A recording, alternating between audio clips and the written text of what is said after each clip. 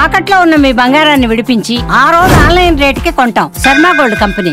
నమస్కారం, సుమన్ టీవీకి స్వాగతం. 2025 సంవత్సరం నవగ్రహాల స్థితిగతులు ఎలా ఉన్నాయి, ద్వాదశ రాశుల వారికి ఎటువంటి ఫలితాలని అందజేస్తున్నాయి, ఈ విషయాన్ని తెలియజేసేందుకు మనతో పాటు ఉన్నారు ప్రముఖ జ్యోతిష శాస్త్ర పండితులు, శ్రీచక్రపీఠ వ్యవస్థాపకులు బ్రహ్మశ్రీ ప్రదీప్ జోషి గారు. గురుగారు నమస్కారం. శ్రీమాత్రే. గురుగారు, 2025 సంవత్సరం మరి ధనుసు రాశి వారికి ఎలా ఉండబోతుంది? శ్రీ గురుభ్యో నమః. శ్రీమాత్రే నమః. ధనుసు రాశి వారికి ఏంటంటే మంచి సమయం, వీళ్ళకి ధనయోగ సమయం అయితే ఉంది. ధనయోగం అంటే మహాద్భుతమైన ధనయోగం ఉంది. ఈ సంవత్సరం ఎవరైనా మంచి ధనవంతులు ఎవరైనా అవుతారో, అన్నిట్లో నుంచి అంటే గతములో నుంచి మొత్తం బయటకు వచ్చి కొత్తగా జీవితం ఎవరైనా స్టార్ట్ చేస్తారు అంటే ధనుసు రాశి వారే. ముఖ్యంగా ఈ 30 to 35 ఏజ్ నుంచి 48 ఏజ్ వరకు ఎవరైతే ఉంటారో వీళ్ళకి ఇది సూపర్ టైం. ఇది ఎందుకోసమంటే గతంలో ఏలినాటి శని అయిపోయి, తృతీయ శని అయిపోయి 7.5 సంవత్సరాల వరకు, 7.5 అయిపోయింది, మళ్ళీ 2.5, మొత్తము 10 సంవత్సరాలు. 10 సంవత్సరాల పాటు ధనుసు రాశి వారికి ఏవైతే ఇబ్బందులన్నీ జరిగాయో అవి అన్నీ పోయి ఇప్పుడు వాళ్ళకి హ్యాపీనెస్ దొరుకుతుంది. సో ధనుసు రాశి వారు రిలాక్స్ అయ్యే టైం ఇది. సో అమ్మయ్యా అని అనుకునే టైం ఇది. అండ్ వీళ్ళ ఇన్వెస్ట్మెంట్స్ కానీ, వీళ్ళ యొక్క హార్డ్ వర్క్ కానీ, వాటన్నిటికీ ఇది ఫ్రూట్ఫుల్ టైం. వీళ్ళ కష్టానికి తగ్గ ఫలితం దొరుకుతుంది, కీర్తి ప్రతిష్టలు కూడా దక్కుతాయి, అంత బాగుంటుంది. అయితే గృహత్యాగం చేయాలి, అది గుర్తుపెట్టుకోండి. అటు విదేశీ యోగం బాగా సిద్ధిస్తుంది. తర్వాత ఇంకోటి ఏంటంటే ఇల్లు ఏమైనా కొనుక్కున్నా కట్టుకున్నా మంచిదే ఇప్పుడు.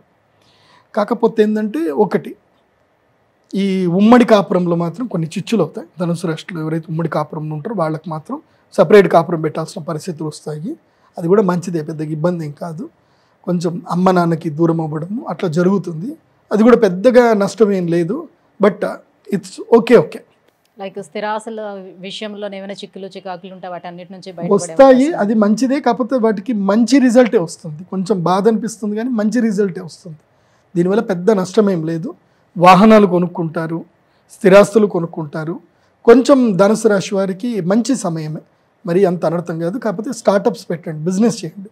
ధనుసు రాశి వారు చాలని ఈ శాలరీస్తో ఉంటే కనుక తప్పకుండా మీరు బిజినెస్ అయితే స్టార్ట్ చేయండి.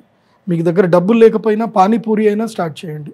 ఏదైనా సరే చిన్న బిజినెస్ అయినా పెట్టండి. పానీపూరి బిజినెస్ స్టార్ట్ చేయాలంటే 10,000 చేతిలో ఉంటే చాలు. హోటల్ ఇడ్లీ బిజినెస్ కూడా పెట్టవచ్చు, 50,000 చేతిలో ఉంటే ఇడ్లీ వ్యాపారం కూడా పెట్టవచ్చు. కానీ ఏదైనా సరే వ్యాపారం పెట్టండి. ఫుడ్ బిజినెస్ చేయండి, లేదంటే ఏదైనా ఒక బిజినెస్ చేయండి. మీకు సుమన్ టీవీ బిజినెస్లో బోల్డ్ ఐడియాస్ ఉంటే ఫాలో అవ్వండి. So do business. సో మరి అలా అయితే ఉద్యోగస్తుల పరిస్థితి ఏంటి, వాళ్ళకి ఎలా ఉంటుంది? అంతే, చిరాకులు ఉంటాయి. నేనేం చెప్తా అంటే అదృష్టం వచ్చినప్పుడు బిజినెస్ చేయాలి, టైం బాగలేనప్పుడు ఉద్యోగం చేయాలి. అందుకో మన టైం బాగలేదు అనుకో, మన పని మనం నడిచిపోతూ ఉంటుంది, మన యజమాని మనని కాపాడుతాడు అన్నట్టు ఉంటుంది. టైం మంచిగా ఉందనుకో, నీ అదృష్టం అంతా నీ యజమాని ఎత్తుకొని పోతాడు.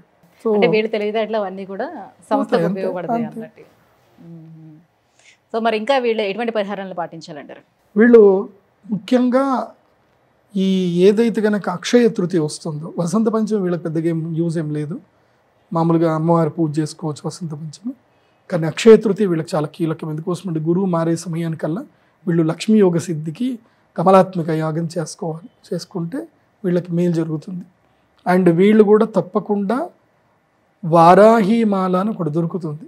వారాహిమాలను మెడలో ధరించి ప్రతి మంగళవారము మహాగణాధిపతికి లడ్డూలు నివేదన చేస్తూ గణపతికి ప్రదక్షిణ చేస్తే మంచి జరుగుతుంది. గురుగారు, 2025 సంవత్సరం ఈ ధనుసు రాశి వారికి ఎలా ఉండబోతుంది, ఎలాంటి పరిహారాలను పాటిస్తే ఇంకా బాగుంటుంది, ఈ విషయం తెలియజేసినందుకు ధన్యవాదాలు. శ్రీమాత్రే.